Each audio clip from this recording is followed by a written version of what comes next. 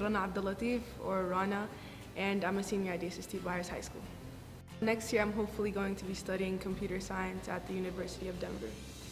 So when I found out I got into DU, I was pretty excited, and I also found out that both the university and the Department of Computer Science gave me scholarships, which was really incredible for me and my family.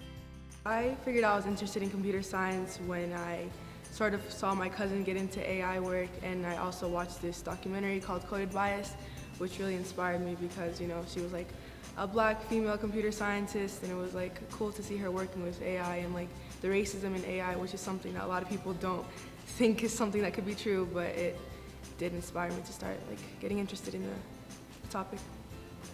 I think DSST gave me like a lot of opportunities to be a leader. When I came to Byers, there was already the Black Student Alliance, and that really did help me in terms of like finding a community that would be supported. I also worked to start the Muslim Students Association here. So I joined the STEP team when I was a freshman, and it was honestly just an amazing community to be part of. And then being kind of shy, I kind of got out there and I was able to dance and have fun, but also honor like, you know, STEP as a historically black dance. SAPA, or the Sudanese American Public Affairs Association, was also an organization I joined my freshman year, and it was outside of the school, but it was really supportive in helping me develop myself as a poet and actually getting out there in terms of my spoken word poetry and doing things that I wasn't really accustomed to doing, but I ended up developing a love for. We say peace. They hear terror. We say hurt. They pretend not to look. We say pain.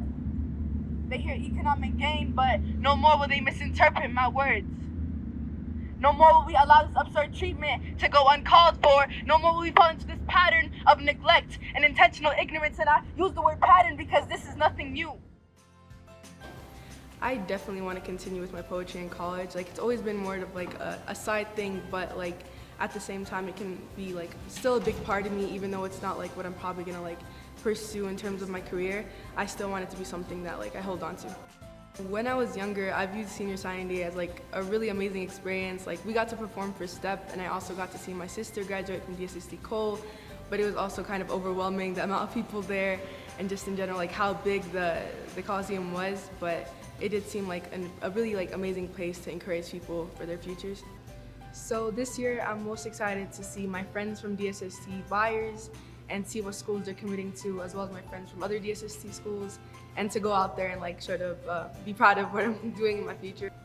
I would say that I do see myself as a role model. To an extent, obviously, there's much more people out there who could be better role models, but I think with my experience, I kind of like showed that even from a young age, like as a freshman, you can start an organization, you can start a club, and you can do things, and despite your age, you still have like the power or the voice within you to like change some things around you, change some things in the school, and hopefully people can look to me and my experience and my story and like understand that like their age is not really a determining factor of like how successful they can be or how impactful they can be. So I think so.